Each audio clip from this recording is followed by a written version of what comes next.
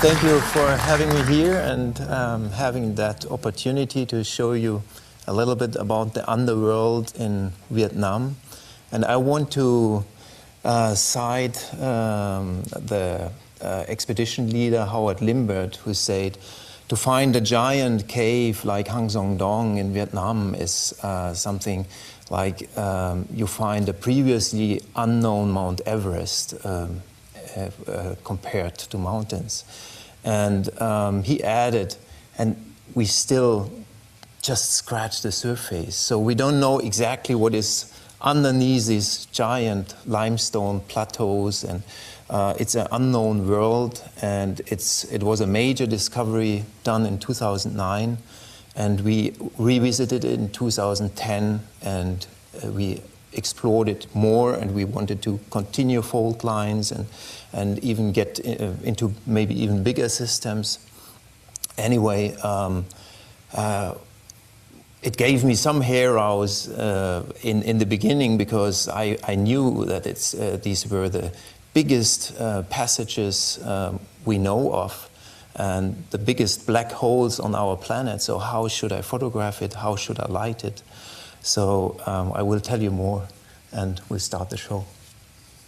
Yeah, just to give you an orientation where we are in central Vietnam, around here.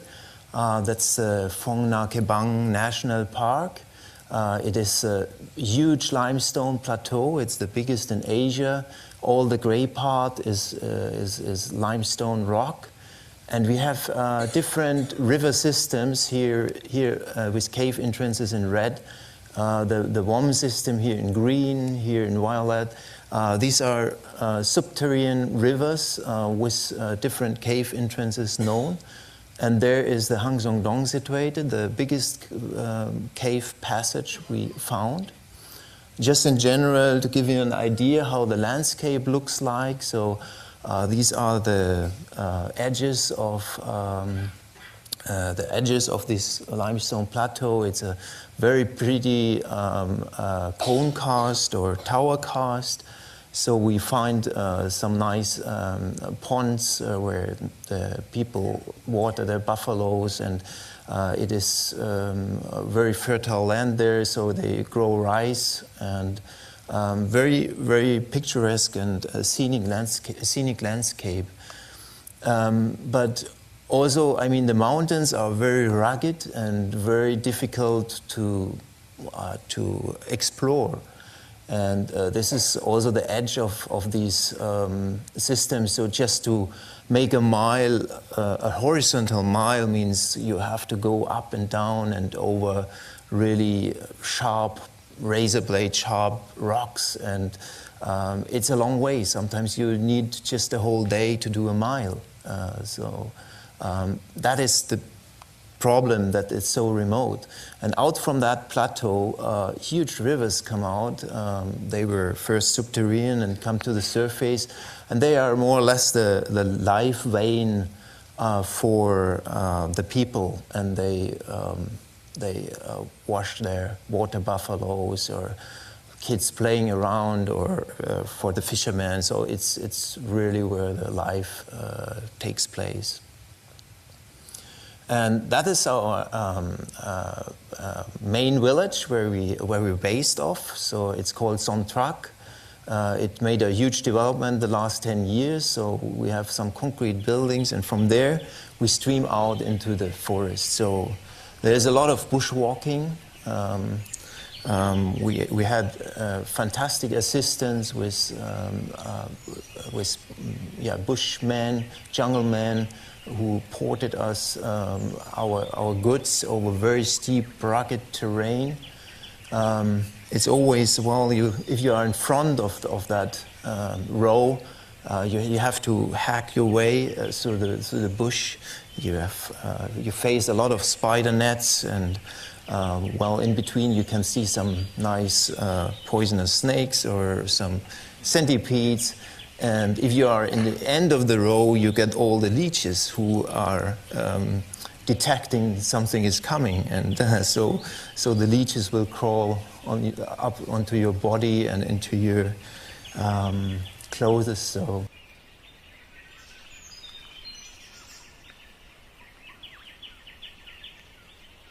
For me, Vietnam is the country of butterflies. So it is amazing. It's overwhelming. You see butterflies everywhere.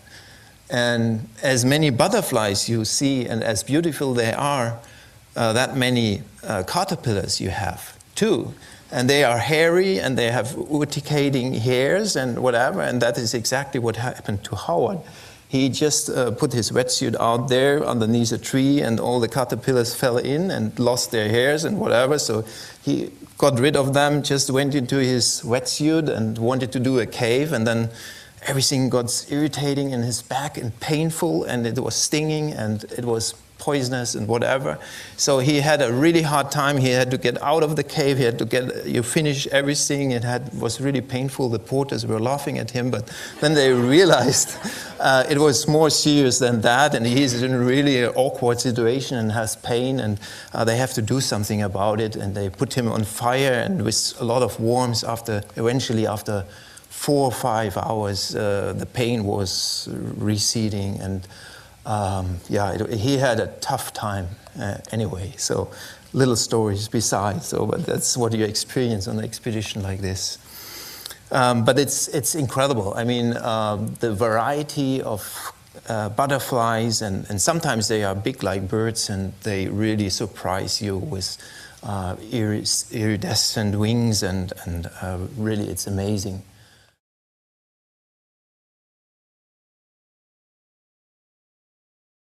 So, and for cave exploring, you have to follow any lead, any little fissure, and in the beginning, it's quite difficult to find really major systems. So you can't see it like a mountain. You have to crawl into anything what is kind of opening. And unfortunately, we have been very unlucky on that trip. So it was a lot of effort, a lot of walking, but without really the big results. So we find only marginal descent. So probably if you go further in, maybe there are the big systems, but you never know exactly. So we had something like 20-meter drops, and that was it. So it was always disappointing.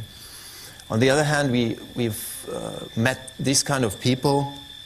It is in Phong Nha Bang National Park. It's a World Heritage Site, but still there are these illegal loggers and also illegal hunters. So it's amazing how much they carry. These are maybe 100-pound men who carrying 200 pounds on their back on this very ragged landscape with their plastic sandals. It's incredible how they manage it. Here we are in the entrance. It's like a living thing. That cave breathes and has clouds inside, so everything comes out, and it's almost like a storm, and moves the leaves, and it's a kind of a cold wind. And for me as a photographer, it was always kind of tricky to have to deal with so much fog. I didn't reckon with that, and I had to somehow live with that, because there was always some sort of condensation, and it was tricky to get some clear view. Especially here in the entrance, there was a lot of condensation. When the cool air comes out of the cave, it just condensate. And well, soon in the beginning, what I showed now is a little gallery. There were already this beautiful and impressive, huge stars.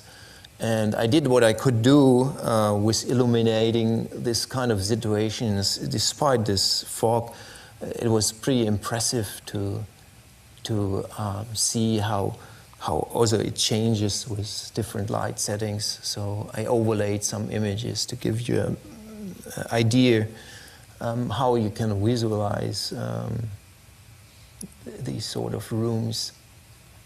But it was a very beautiful entry. And then we come into this huge gallery, and this is half a mile away. That is called Hands of Dog. And after that is the view to the first tow line, which is another half mile away. So it's actually 1 kilometer or one mile towards the opening. and you have these giant stalls. I mean, that is like more than a 10-story building, this stalagmite. And here you have, as a comparison, a person. Yeah, it's absolutely unbelievable, these dimensions. And it's difficult to put that in scale. So now I changed the position to exactly where that man stands, and we see in the back far these little stars, but these are the big ones we have seen just in the last frame. So it just gives you an idea how big these rooms are, and that is half a mile to these big stars, and we needed like 14 people to light this gallery. Yeah, that was very tricky, and to light it in that way that the fog doesn't reflect the light. So it was pretty challenging to make that shot.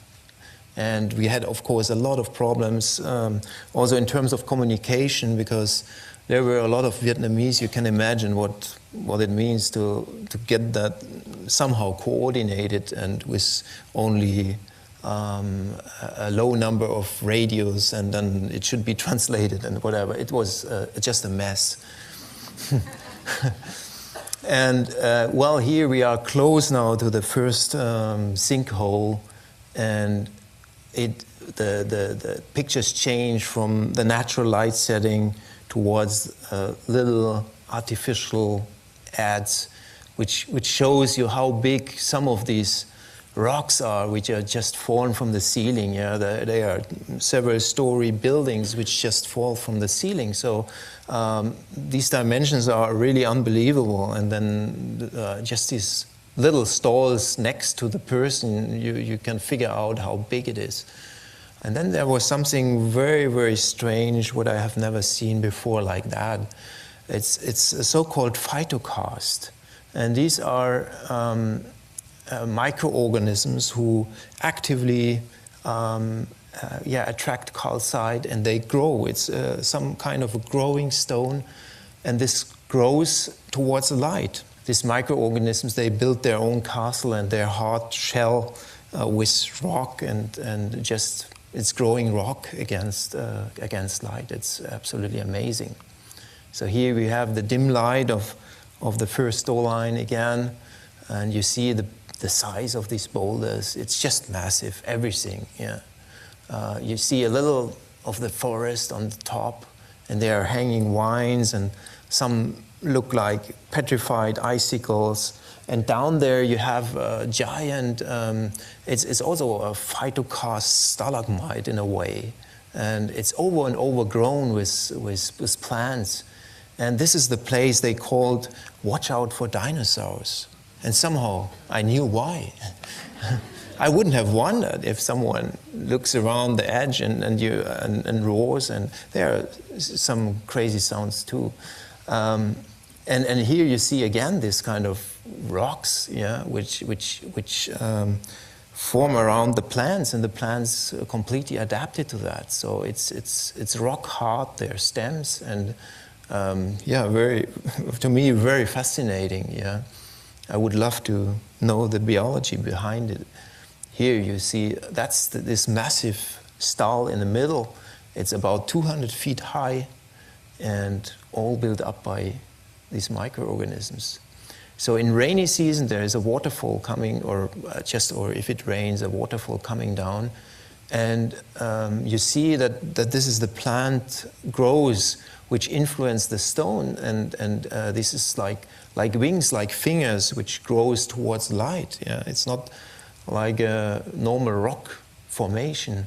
So that was pretty beautiful, and it's always like where water comes down, where the plants can get the calcite from, and then they grow against the light, and you have really strange formations.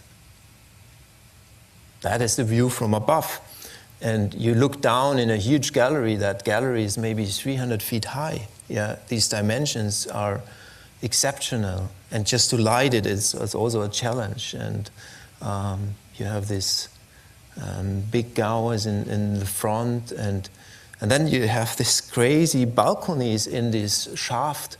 So these plates, they were like 6 meters, that's maybe 18 feet, 20 feet into the room. So these are also kind of growing rocks, and all phenomena due to the phytokarst. And then we witnessed a thunderstorm going over us. And it rumbled and it echoed, and suddenly you hear splashing and rumbling and water coming, like water filling pipes, and everything sounded like in another dimension. And suddenly this phytokarst things, they spit water, like, and waterfalls came out, and I reacted fast to arrange for shots, and who knows how long it takes. But that was pretty amazing to find suddenly these waterfalls. Normally it should frighten you because, I mean, to have a water break in like this is almost, or in a cave, always quite dangerous. But this cave is so big that you don't need to be afraid that the water can kind of close you in or that you might drown or whatever. So it was not the issue. But it was overwhelming. I mean, you could imagine the noise. I mean, it was splashing, and it was roaring, and it was, very loud, difficult to communicate, difficult to tell what to do and how to light and whatever. So it was a running, jumping, and fast reactions. So, and now you see how I deal with the light, and I give you some different ideas how this giant phytokarst tower looked like in different lighted situations. So we have some underwater light, some above water light, and effectively it was a quite misty day as usual, and quite tricky to get something. And just that you get the relation on top of this huge tower of phytokarst. There's standing a person. Yeah, it's just enormous. It's always incredible to realize these dimensions. Yeah. And then we are walking through that gallery, and we coming into this dim range of the next Doong, which is called Garden of Eden. And also there we begin to see these low light formations with this phytokarst formations where some mosses and whatever grow against the light. Very beautiful. And the further you get into that Doong, the crazier these shapes get. And here we see again some microorganisms forming and growing towards the light. Here we see these whitish areas. That is where the microorganisms grow against the light. And that's the natural light. And then I front lit the same situation, and you see now where the chlorophyll is and where the receptive areas are for photosynthesis. Here the same in a detail. It looks like the surface of Mars. It looks so extraterrestrial. That is done with natural light, by the way. And yeah, if I add front light, it looks like that. Yeah. It's a really, really crazy formation. So I love to explore this type of things, where I have never heard anything about it or seen anything about it. And you stumble about this. In the beginning, I couldn't believe it. I mean, it was rock hard stem, and there was this little fern on top. And it looks like it's growing on pavement. It's rock, everything is rock, the stem is rock, and there's little green, I mean, it looks like fossils, really like the Jurassicum, but it's green on top. And it's not petrified, it's living, and wisely living very well there. Yeah, that's relative to the nettle. It's a Utica, which is kind of strange because it doesn't look at all similar. And then you have these communities of or in the phytocasts. So all these different colors, the light green, dark green, reddish, that is all related to a different microorganism, and it would be really nice to do a biological research to determine what kind of organisms are capable to do that. And maybe it would be interesting for science, because maybe they are very light receptive, and who knows what you can, I don't know, can use that. So it would be really nice to do some more exploration there. And this is how Garden of Eden looks like. So we have a forest inside the cave, which is incredible. And we have this huge phytocast,